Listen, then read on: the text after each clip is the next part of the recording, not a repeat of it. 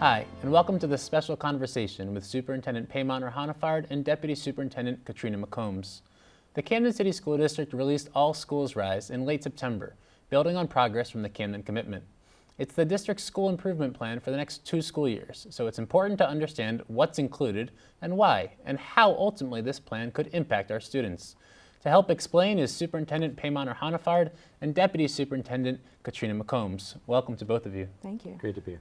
Thank you. Superintendent, if we can start with you, if you can just tell us a little bit about the process to get to this plan that you released on the last day of September. Sure, so similar to our last plan, we went out and just sought a lot of community feedback. We held numerous open town hall meetings and had several other small group conversations, and in total we received over 500 completed surveys where community members actually, in specific detail, called out what qualities they'd like to see in the school district. Oh, that's great. That's great. And so we kept the 5 promises from the Camden Commitment, and we put new goals, is my understanding, for this new version, All Schools Rise. Promise 1 remains to be about safety, and one of the new goals and areas in Promise 1, Ms. McCombs, is about restorative justice. And I'm hoping from your experience as an early childhood educator, you can speak to this new focus on restorative justice and what it might look like for students in the classroom. Absolutely. So the focus on restorative justice is something that I'm very excited about. And as you mentioned, being an early childhood, having an early childhood background, it really means a lot because what we want to do is make sure that from a very early age that children are involved in learning experiences and learning climates and atmospheres that are going to fuel their desire to become lifelong learners and refuel their desire to want to remain engaged in school until they make the decision as to whether they want to go to college or career or whatever place in the workplace they decide. So restorative justice, for me, I think about the root word of restorative justice, which is restore.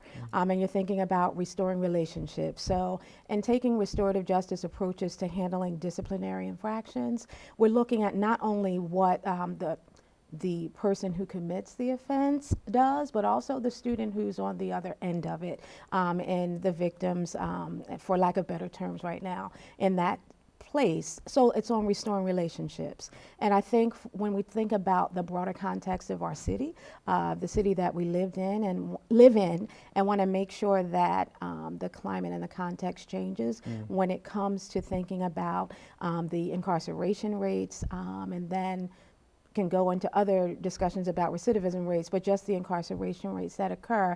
We want to begin in schools with taking a proactive stance and really working with all of our educational staff, whether it be the school leader, the paraprofessional that's in the room, someone who's coming to push in, and our community members and parents to make sure we're on the same page. So short of it is that restorative justice makes me think about restoring relationships, restoring classroom environments and spaces where students, the last resort is to have a child removed from the setting. The very last resort is to disrupt their learning. So if they're not in classrooms, they can't learn. If they're not learning, they can't achieve, and they won't be able to make those decisions that will positively impact their outcomes. Sure. So suspension rates potentially being a part of this. Absolutely. So suspension rates, definitely we want to make sure they are low, very, very low, minimal at best, but just reserved for those infractions that are very, very, very egregious. Sure. And that involve really someone else being in danger or that child placing themselves in harm's way. Sure. But something very, very serious, because we know we have to deal with that. But by and large, we have to make sure that's the last resort and that we're building those positive behavior support systems in all of our classrooms, regardless of the age span. Sure, thank you. You're welcome. And Promise 2, Superintendent, again, a focus on buildings and technology. We've talked in the past about how half the district's buildings built before 1928. Curious for your perspective on the message, the quality of some of the buildings in the past has sent to students and staff and parents, and why you believe it's so important to prioritize either new school buildings or significantly renovating school buildings across the city. Well, students are really perceptive, and when they walk into a building where the boiler isn't working and it's 50 degrees in the hallways and they're wearing their winter coat, that sends a certain message that we're not caring for them in the way that they deserve to be cared for. And so, as you mentioned, half our buildings being as old as they are, we've got to move with a sense of urgency. And we announced some plans last year to begin construction on a number of buildings and to renovate Camden High.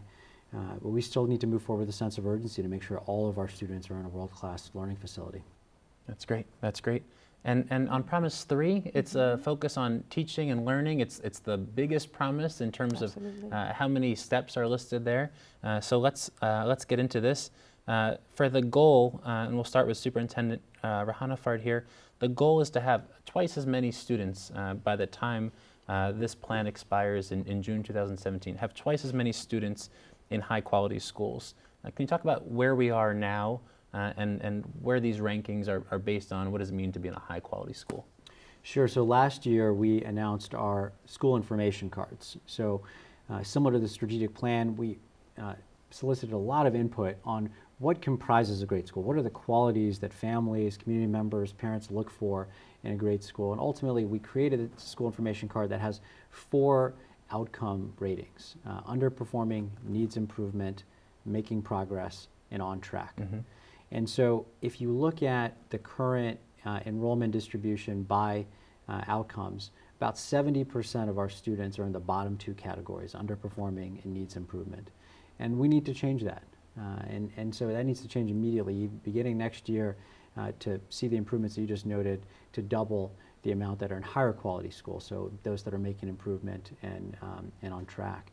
And so we've got our work cut out for us. And really by the next 5 years, we want to see the vast majority of Camden students that are in schools that are making progress and on track. Yeah, and you have a few different ways to go about that work. In Promise 3, one of the opportunities or potential steps to reach that goal is to include and build on the Renaissance School partnerships. Is that option still on the table moving forward? And how would that kind of a determination be made if that's the right fit for a school that might be in that underperforming category that you spoke of? Sure. So right now we have 9 schools that are in that underperforming category.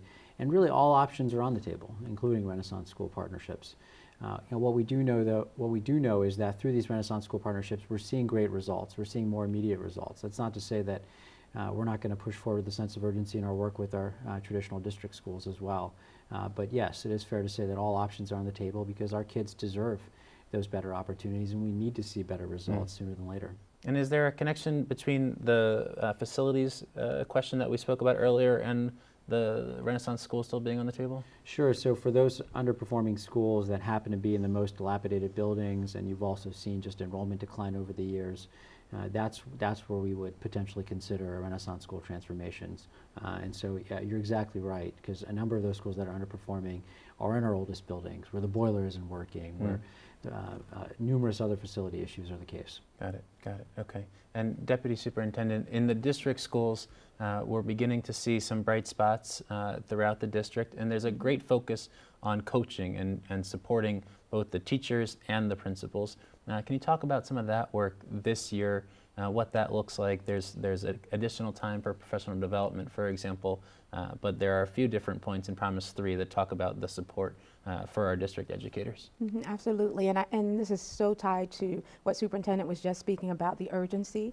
As we're looking at the landscape of outcomes for our students across the city, we know that students are in different types of schools, but we're looking at all of our students regardless of the school type that they may be in, because we want to make sure that all students learn. As educators at heart, that's what our life's mission is. So one of the things we want to make sure that in our traditional public schools that we are anteing up in the sense that we are doubling up on our efforts because we know where we are. We know we have a lot of schools in the underperforming category. So that means not only we're not focused on the schools that are in that category, but the students. So one of the things that we're focusing on, as outlined in Promise 3, is providing differentiated coaching to our teachers, making sure that our school leaders are equipped, that they have the knowledge base regarding the new curriculum that we're implementing this year and will build on next year, to be able to provide responsive coaching that is also going to move what happens in the classroom. So that's directly tied to making sure that students are more engaged, that they are becoming active learners in active participants in their own learning, and also that they are constructing meaning around the experiences in their classrooms, because if they are, then they will have a better, research says, chance of internalizing what they are learning and taking that information and transferring it. So that's one area, just making sure that our school leaders are provided with the resources and the tools that they need to be true instructional leaders in their classrooms.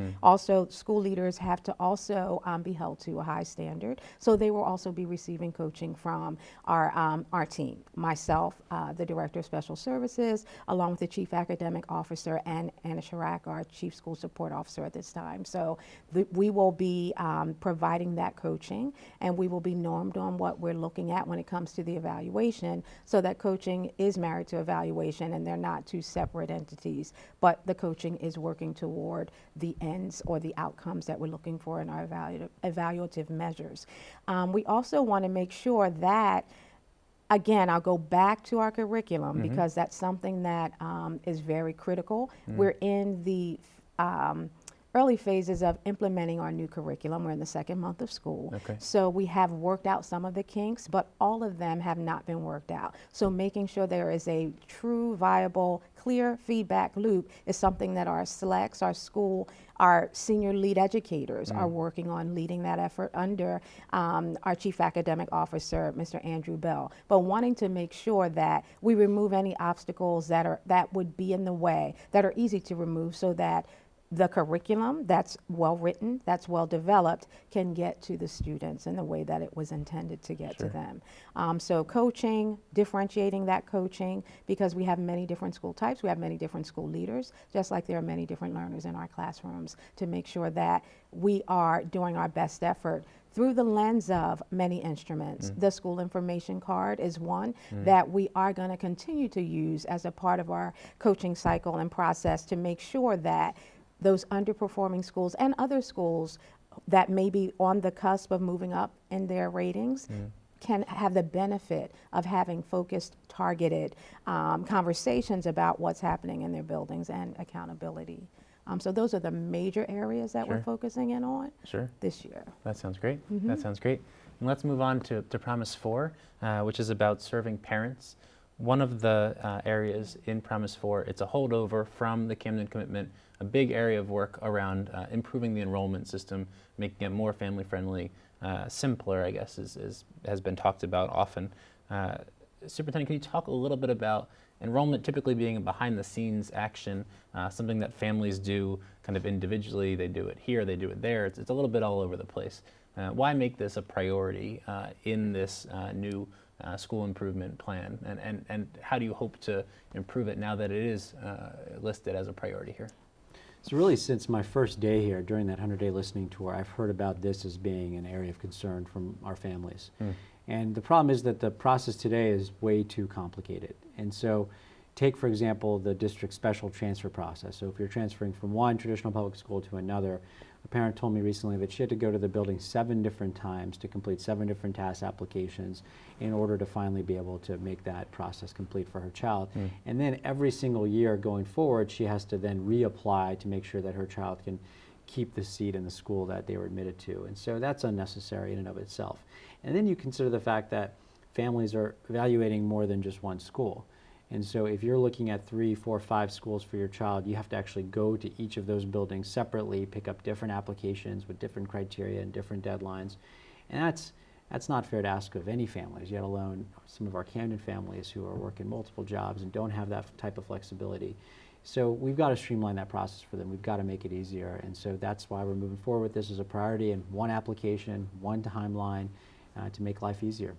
And this will involve all schools kind of coming together, driven by this belief that it can be simpler and it should be simpler for families. Is that right? Exactly. And so right now we anticipate the vast majority of schools in Camden participating. So that includes charter schools, that includes Renaissance schools, and so we're excited to be at that point. That's great. That's great. And we'll go to Promise 5, and we'll go back to you, Deputy Superintendent Ms. McCombs. If you can talk a little bit about the role of the central office here.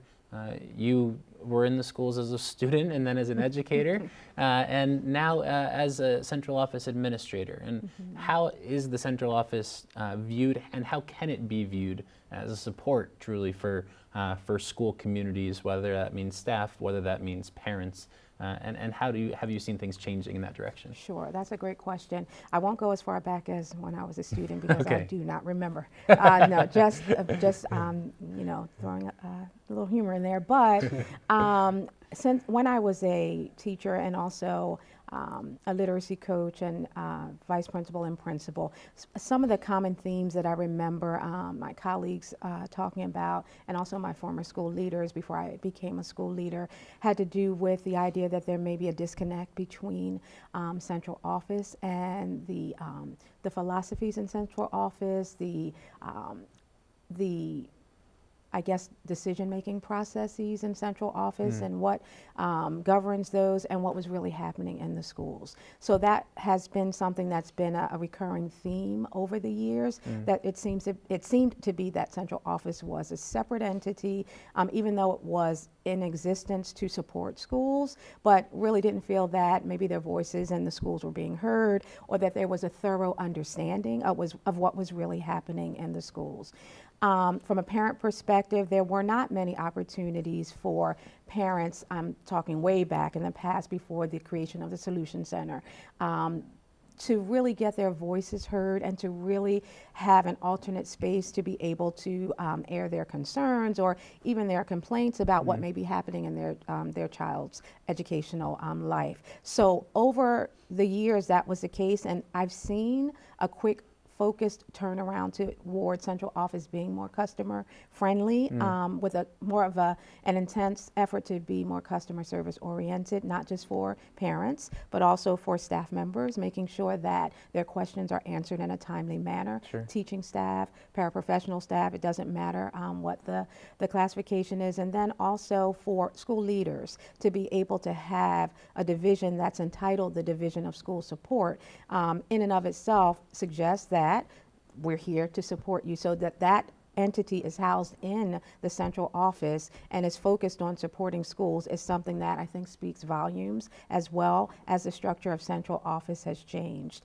So we're on the right path, I really believe, based on my experience, based on what I'm hearing also from school leaders, from the community. Is everyone happy all the time, 100% of the time? Absolutely not. But are we in the same going on the same path that we were? No. We've turned a corner, and I believe that as long as we continue to make sure that in central office everyone's voices are heard, I think that will go a long way in helping our community members, our staff members in the schools to feel empowered and to feel that they do have an active role to play, and they do have something very active to bring to the table.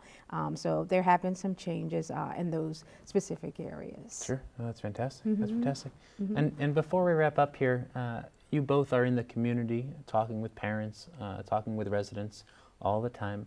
If you can share here for folks who are watching at home or online, why should parents be hopeful about public schools in Camden? We're releasing this school improvement plan. It lists a whole bunch of different things that are going to be happening. What do you have to say to parents about the path forward for public schools? We can start with Deputy Superintendent and go to the Superintendent. Okay, great. So I think just the title of it, All Schools Rise, that speaks volumes. And for any parent in the community who has a child in any of our schools, just to know that there are a group of people, a group of educators working together to make sure that all students rise in those schools is something critical. So I would say to the community to hang in there. I know that the narrative that's been written about our district has not been, and our traditional schools in particular, has not always been the best when it comes to student achievement. And many of those narratives are founded in the data, in evidence. But we are at a place where I think because we are I know that because we are collaborating, because we are trying to really look at what is undermining our student achievement from more than one lens, and there's a high level of accountability amongst our central office team. That is something that our parents can really rest on and know that the best decisions are being made with the best information that's that's available. So to me, that's hope, because we're not sugarcoating it. We're not being opaque, but being very transparent. We know what the problems are, but now let's work together to address it. And I'm very hopeful that there will be a change, specifically in our traditional public schools, because of the increased level of accountability for the adults involved in education. Thank you. And You're Superintendent? Well, I think Ms. McCombs really hit the nail on the head there. And what I would add is just that there are real signs of progress, and there's absolutely reason to be hopeful and optimistic as we continue to push forward. Our graduation rate is up. More students are telling us they feel safer going to and from school. We have a record number of students enrolled in our pre-K program, which Ms. McCombs used to lead. So there are real signs of progress, and we're just going to keep building on that momentum. That's great. That's great. And thank you, both of you, for taking the time to be with us here today. And thank you for watching this special conversation with Superintendent Rahanafard and Deputy Superintendent McCombs. You can watch this and many other videos on our YouTube channel. Just go to youtube.com and search for CCSD-TV. You can also access the school information cards and All Schools Rise, the full version of the document, on our website at camden.k12.nj.us. For now, I'm Brendan Lowe with the Camden City School District. Thanks very much for watching, and have a good day.